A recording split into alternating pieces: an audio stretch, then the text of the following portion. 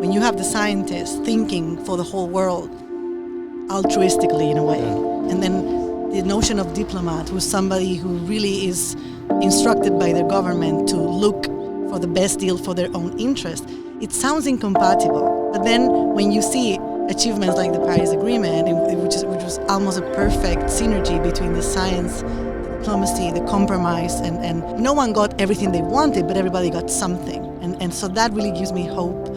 I am so happy to have my dear friend Marga Gual Soler here, science diplomat par excellence.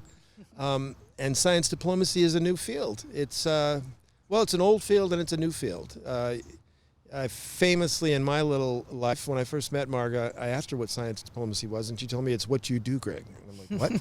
And it's really it's the idea that science is a way for diplomacy, which is how countries interact. They can use it as a form of communication, a tool, a way to move forward, right? We always have to move forward, whether we're trying to build an economy that people have more things and prosper in, or more importantly now move forward in getting a handle on the impact of ourselves on this planet, because we're out of control. This planet is not designed, it's not capable of sustaining it the way we're using it, and the science is catching up. We know that now. We can forgive the people that came before us because they didn't know. They didn't know the consequences, but now we know, and there's no forgiving, because we have the science that the climate is changing rapidly. We're close to a runaway warming planet that could melt all the ice, and coral reefs are a lot of people speculating we won't have them in 50 years. The ocean's going to be so hot and acidic.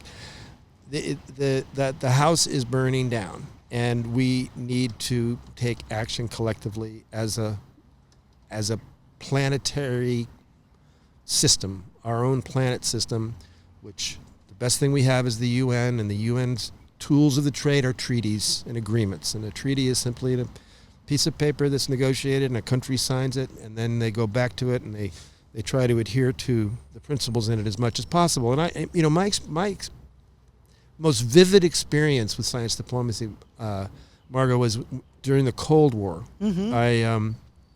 I had several experiences, but the one that I'm thinking of now is it was in 1988 or 89, which is pretty much the height of the Cold War. It's when things were really bad between the United States and Russia.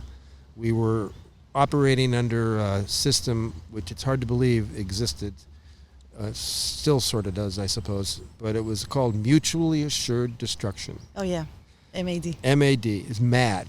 And what that meant is that we had so many nuclear weapons ready to fire or drop from airplanes that if one country were to launch one, both countries would be mutually destroyed.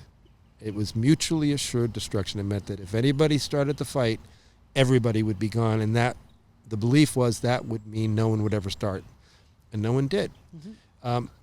I still think it's still in the air a little bit, but it was very tense back then. We had Russian submarines and American submarines building them bigger, and they would go underwater for 3 months at a time, and they'd live under the ice in the Arctic, try to get as close as they can to fire the missiles. And it was a crazy, crazy time. And right in the middle of that, the United States government negotiated an agreement with a Polish research vessel. Now, Poland was part of the Soviet Union at that time, to go to Antarctica and do research.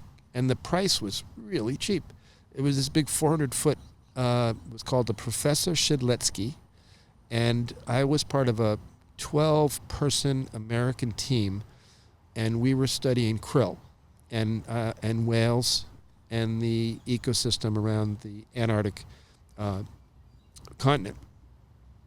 And everybody was Polish on the boat, and there was one Russian, and he was the political officer. Mm-hmm. And I soon learned that everything had to go by him. And that's very counter on any situation. The captain usually has complete control over everything. But in this case, it was the Russian political officer. And that was an expression of the oppressive, controlling Russian government.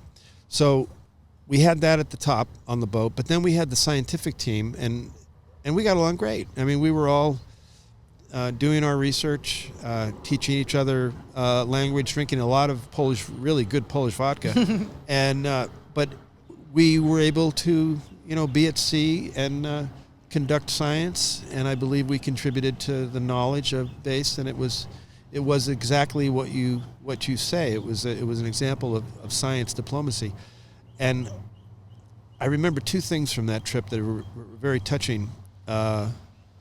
One was we Americans came on the boat, and there was a big boat. There was a lot of poles on the boat, and we had all this neat stuff, like, tape recorders and watches, and these guys didn't have anything. They really came from a different opportunity level in the whole thing. And one day on the boat, it came to the tensions kind of broke out, and one of the Polish scientists kind of just lost it and said something about, you Americans have all these things and we don't, and it's so frustrating, and he kind of directed it at we had a woman scientist on the boat.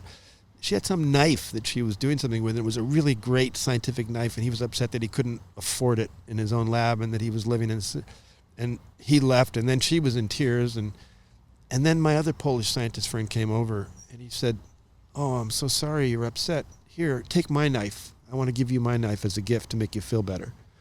I mean, it was just such a heartfelt moment, the way he did that.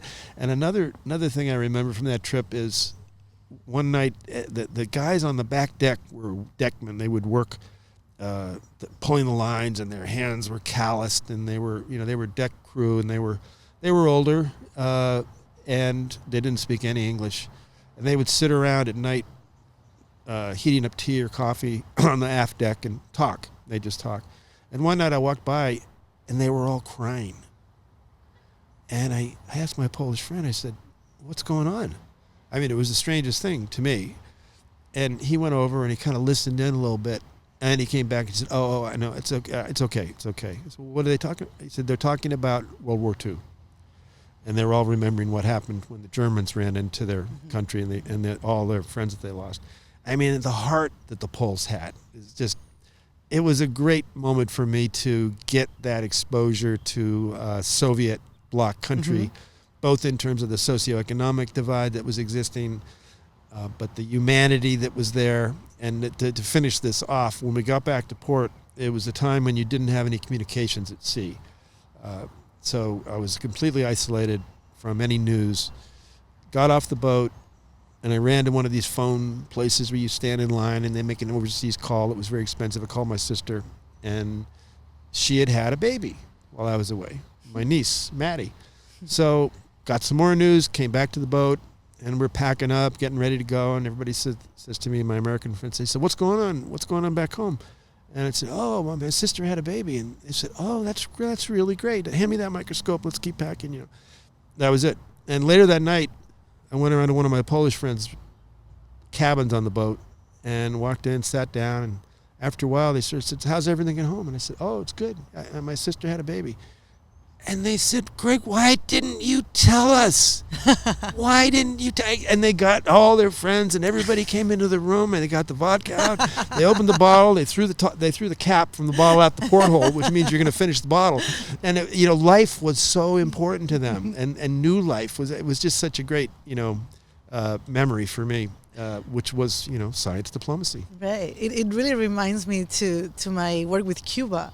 We've had a program that brings U.S. and Cuban scientists together before the reestablishment of diplomatic relations, as you know, talking about the missile crisis, right? So Cuba was another one of those high tension countries, and in the 60s, as you know, it came the closest, perhaps, definitely that we had of a nuclear war, and so maybe just quickly tell what happened exactly, unless you want me to, what that crisis was for people that may not know.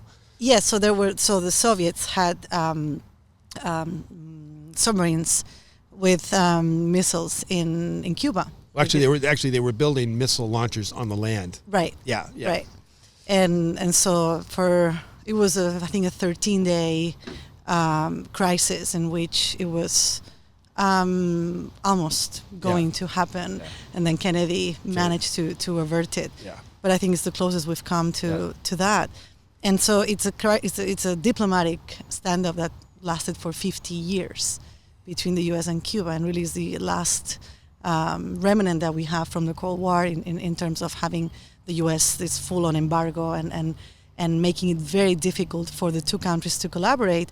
When, if you think about it, this is the closest you can get from Cuba, from the tip of Cuba to the tip of Florida is 90 miles. Right. The ecosystems, the ocean, everything is shared, right? The hurricanes that hit the U.S., they all come from the Caribbean. So the hurricane comes up from the Caribbean and goes through Cuba and then arrives in the U.S. So there really made no sense for the two countries to not have diplomatic communication, at least on these critical issues that were of national security for both. So the meteorological agencies, for instance, if they do not talk to each other, you can the country that receives the hurricane after, it could benefit from the. That's interesting. Whether you say the way you say they shared hurricanes. Yeah, they shared everything. They shared exactly, and that's why we say they are except they didn't talk right. to each other. And so because they are like inextricably linked, and though the diplomatic tension really made it difficult to cooperate in things that were a win-win. So science diplomacy, for me, is this win-win scenario in which you can disagree on the political, the ideological, like what happened between the U.S. and Cuba. Of course, there will never be a political agreement in which both countries say, yes, I agree with your system of, economic system, your government. But we can say, okay, how can we collaborate in mitigating the risk that both of us face? For instance, when Cuba, I think it was Cuba offering help after Hurricane Katrina, and I think it was Bush, right, at the time, rejected it. So in a way, those diplomatic tensions, really, the people who suffer is at the end your citizens of both on both That's sides. Right. That's right. And so if you don't make at least an effort to not to completely leave out, there's no neutrality. I mean, I think it's something that we shouldn't overstate. Like, scientists are not neutral. Like, nobody's neutral. No. Everybody has ideologies and politics, right? But at least in science, and especially in shared environmental challenges, like the U.S. and Cuba, the Strait of Florida is an ecosystem that they share. So that is the easiest thing to agree on when everything else is not on the table. So science comes to the table. So I was privileged to see for 4 years. It was, of course, the Obama administration helped a lot because, of course, there was in 2015 the normalization of diplomatic relations between President Obama and President Castro, and that automatically started, I would say, a wave of environmental agreements that would have not been possible if the scientists were not connected all along. So for 20 years, a lot of U.S. scientists and Cuban scientists they've never stopped talking. So when the diplomatic relations came back, it was very easy to put something on the table of both governments and say, okay, here's an agreement that NOAA can sign on disaster reduction on oceans, on hurricane monitoring. And science provided this easy way to come back, like with China, right? After the U.S. and China restored diplomatic relations in 1979, the same thing happened. The first agreement was scientific. With Japan, after World War II, the first agreement that was signed between the U.S. and Japan was scientific. What was it? What was it? Well, do you know what it was? I can't remember. I'll look into that for you. But it is really, and most of those are framework agreements, like bilateral agreements. Like the two countries agree to set up, bilateral commissions to work on science. Because I had an experience in Japan. I worked for NOAA early in my career, and I was sent to Japan to access they had developed the world's deepest diving submarines at the time, the Shinkai 6500 and the Shinkai 2000. And I was sent over on a diplomatic passport. I learned to speak Japanese, and I was placed inside the lab where they had the submarines to somehow, my mission was like really important but vague, somehow find a way for Americans to use these submarines. Mm-hmm. So I talked to everybody that I knew who knew anything about Japan for advice, and probably the best advice I got, which turned out to be true, was this guy said to me, well, Greg, he said, the Japanese won't sign anything with anybody they don't trust. And he said, if they trust you, they won't have to sign anything. And that's exactly what happened.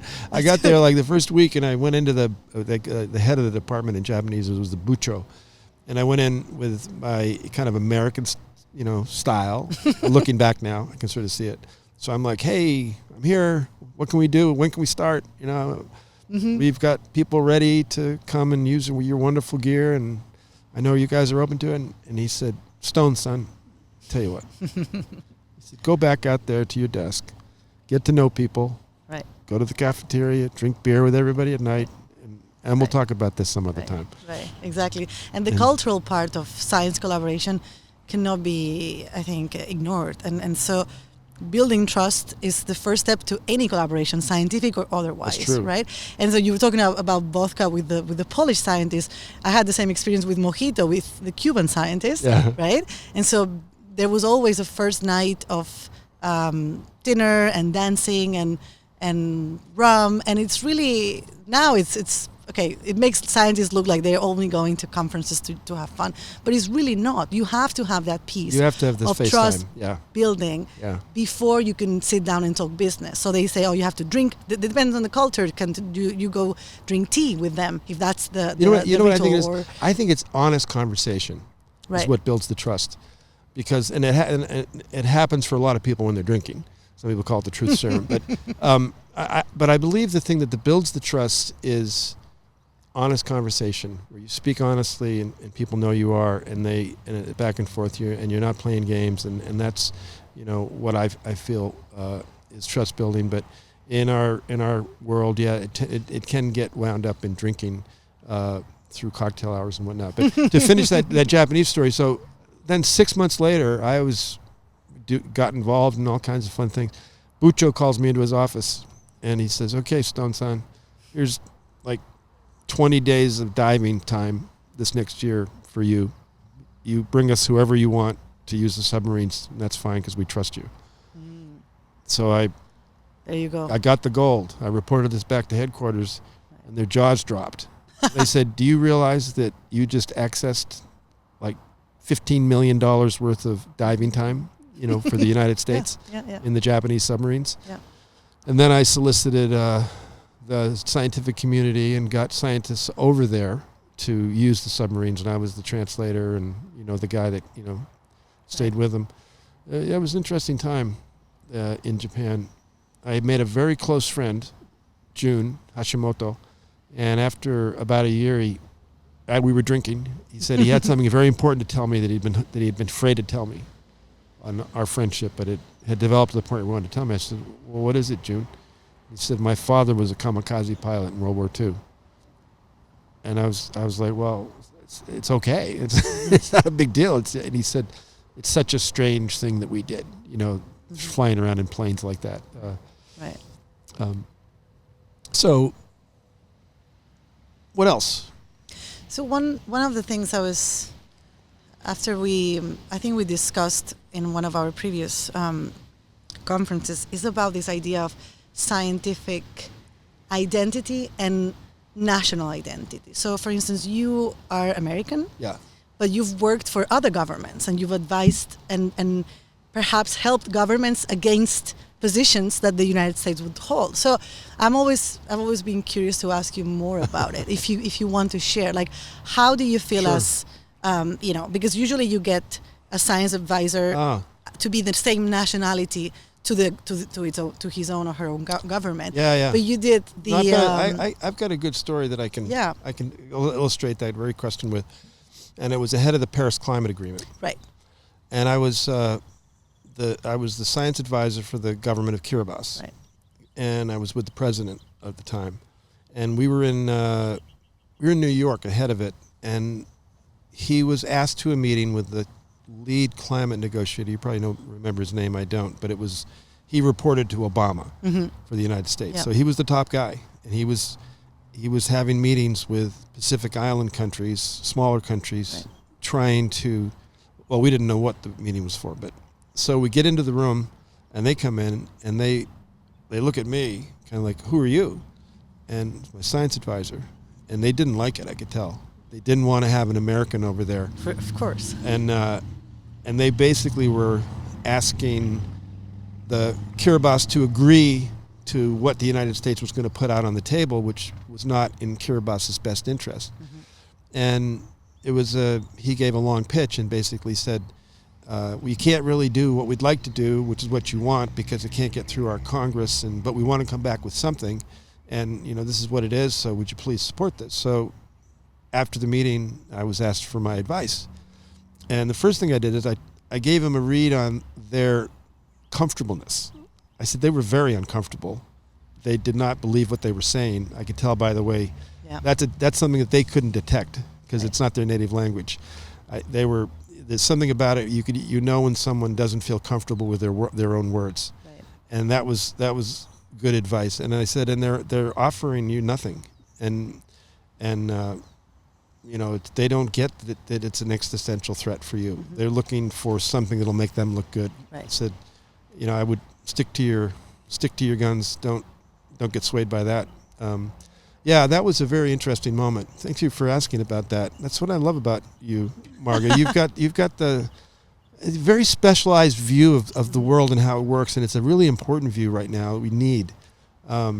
It's to me the contrast. So scientists are usually thinking globally, and the science is not pertaining to a particular country. Even if you are funded by a government, you think about your science as a global enterprise and global collaborators. But then diplomacy traditionally is about national interest. And so when you have the scientists thinking for the whole world altruistically in a way, and for everybody's interest, and then the notion of diplomat, who's somebody who really is instructed by their government to look for the best deal for their own interest, it sounds incompatible. But then when you see achievements like the Paris Agreement, which was almost a perfect synergy between the science, the diplomacy, the compromise, and how everybody got, no one got everything they wanted, but everybody got something. And so that really gives me hope as a model for other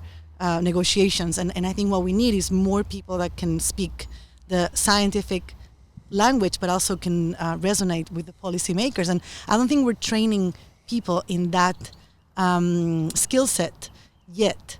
And so I think that's one of the things we could, in terms of talking about solutions, which I think this show is about, actionable things that we can do, is to create those training and pathways. I was going to ask you, creating. I was going to say I was going to give you the benevolent dictator role. If you were the benevolent dictator of the world, what would you do? Right. It can be small or big, but expand on that or whatever you'd like. The world is yours, and you can control it. What would you do?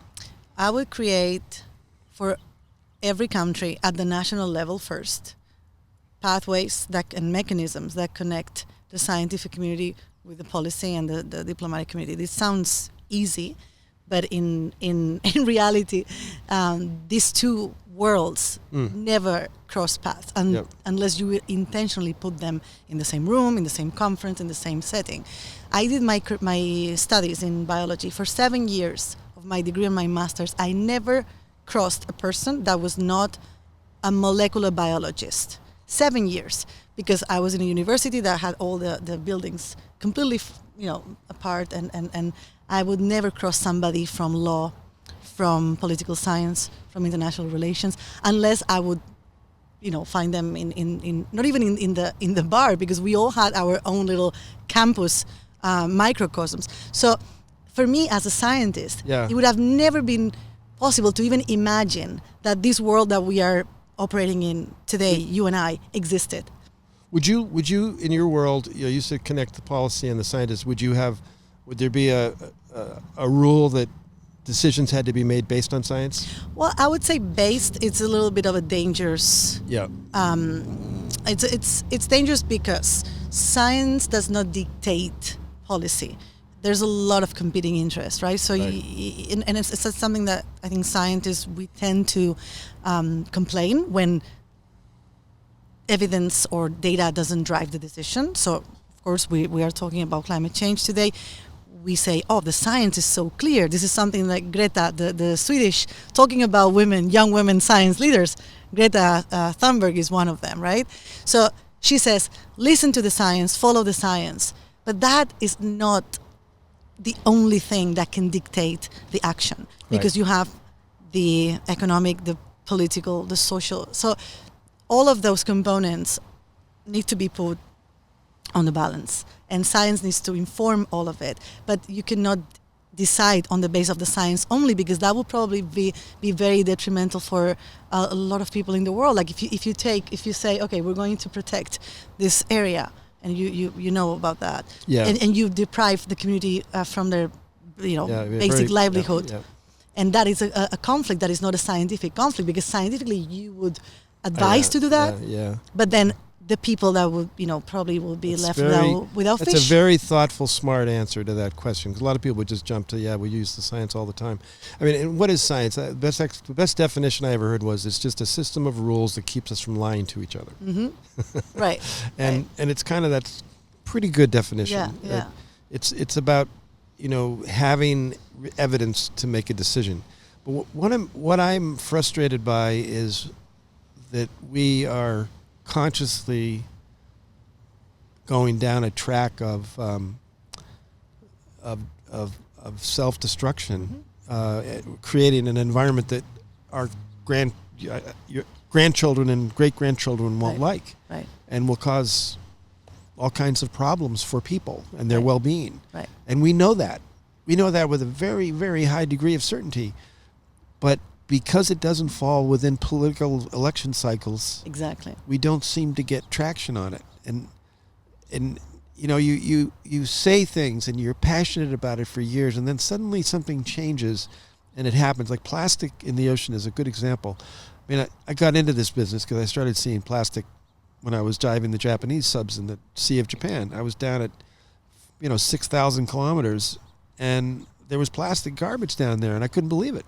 And this was pre-marine conservation days, but I saw evidence that there was a problem, and I kind of went back and started to get into marine conservation. And I always raise plastic as an issue. We have a guest, a good friend of mine, Deanna Cohen, did an episode on plastic, but it wasn't until like a couple of years ago the world kind of woke up, right? Yes. And plastic now is everybody is talking about it. Exactly. And I mean, but we practitioners have been talking about it for decades. What was it that triggered the plastic discussion? Because things are happening now. Right. There's legislation being passed. There's reductions in inputs to the ocean. I mean, it's actually kind of working. It's moving in the right direction. Anyway, what was it that triggered plastic? I mean, I don't know what it is. I mean, there are other things happening to the ocean that are far worse than plastic, but we're not waking up to it, like runoff from rivers. I think it becomes a trend. Like also a lot of sustainability programs right now are really just marketing campaigns, and I think we have to be careful. They are, aren't they? And a lot of it is greenwashing. It's about maybe it's a different form of greenwashing, but it's greenwashing. Yeah, I know what you mean. Yeah. Like, how can I do one little thing to then absolve me from doing the bigger ones and having that getting onto that buzzword, if you will, because that's the buzz. You're a very smart lady, you know that? I know. You pull these things out. Now, you're right. There are companies, there are enterprises that are using sustainability as a marketing tool while they are perhaps doing it. Exactly. And then there are companies that really want to change the world. Right. And there are individuals and leaders that take responsibility and want to change the world. But there is now they call it blue washing, if it has to do with the ocean. Yeah, that's right. It's called blue washing. That's right. So let's look at the future. Are you going to COP25 in Chile? I don't have plans for that right now, no. Because they call it the blue COP, right? It's the Chile is leading in trying to connect better the ocean, and they say that the ocean has been the kind of the poor brother of the climate conversation. Yeah. And they decided to call it the blue COP. So #blue COP. It's also a trend. I think. Are you going to be there? Yes.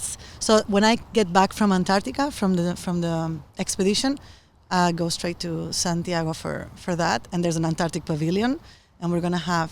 Speaking of role models, there's going to be a photo exhibition of our trip, and the cohorts that came before us, and posters of women in Antarctica.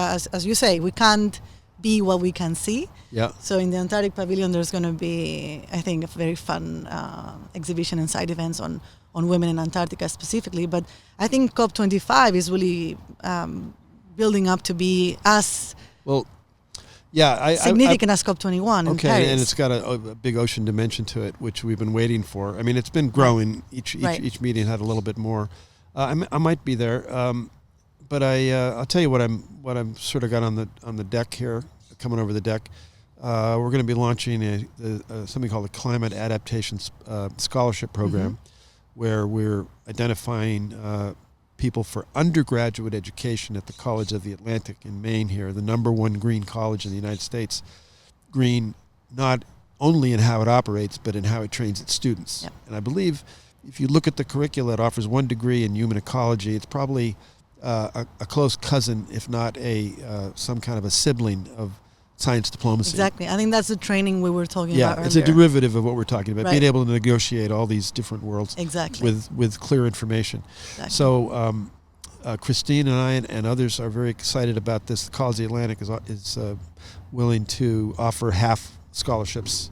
So we're looking to raise the other half philanthropically and bring young people and get them. We want 5 at a time, 1 from each continent, and they're from indigenous communities that are being impacted by climate change. Give them the tools early in life to do the kind of things that I've been doing my whole life, which is working through there. And also staying in the water, working on, we found some corals, Marga, in the Pacific that appear to be super corals. They can withstand these immense temperature swings. And the operating theory that we come up with colleagues from the Woods Hole Oceanographic Institution and Boston University is that the corals have naturally been exposed to El Nino fluxes over millennia, because El Nino is a natural heating event that happens periodically.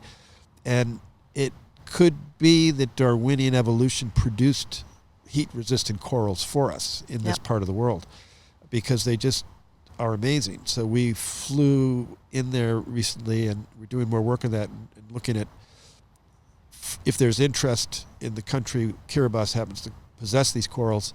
If they wish to explore the possibility, they could start some gardening, growing, and if you could look at the transplanting, making sure you're not bringing any new pathogens in. There's a lot of things you have to do to make sure that you would know, to make sure it's done right.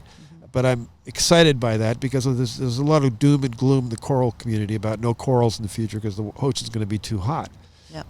But there may be some out there. And I've also decided to focus on communications like this podcast, and we're working on some film projects. And because I believe that the things happen when people learn about them. And plastic, I think, was a combination of a lot of things, you know. But I think communication and bringing people like you and stories about the ocean to the public, I'm committed to. And I just, I want to thank you for what you do and your time. And I'd like to invite you back on the show too. Maybe after you come back from Antarctica, you can come back and give us a the real thing. Now I'm just speculating, right? Yeah. Well, I'm happy for you because Antarctica is one of my favorite places, and I love it. And, thank you so much. Say hi to it for me. Yes, I will. It's got a spirit. It's got a soul. I will say hi and happy birthday. So okay, December 1st, the 60th anniversary of the Antarctic Treaty. Is that right? Yeah, I think it's going to be also very important that we start advocating for the next 30 years so it doesn't go away. All right. Well, that's what we'll do. I tell you what, let's you and I and Christine and others that you met here have a renaissance, and let's start working together. Yes. Because you've left AAAS. I've moved on from my previous organization, started a new one, but we still have the same spirit and charge and everything. So and I think a lot of the conversations we've had internally, like we're doing right now, we need to talk about this more publicly, and we need to build the stories around it. So science diplomacy, we've been here for an hour. You have so many stories that you are now reframing under this science diplomacy umbrella that could, there's just so much content that's hidden in just your life experience that you never thought about it this way. It's like, when you buy a new car and you pick out a color like white, then suddenly you drive around and you see all the white cars everywhere, right? Right. It's like, once you learn about science diplomacy, I see it everywhere. Exactly. So I think we can bring it out more and more explicitly for others to not just to join us in the community, but also for the general audience to start understanding this connection and the importance of it. So yes, absolutely. All right. Thrilled to work with you. All right. Thank you, Margaret. Thanks for being on the show. Thank you. All right.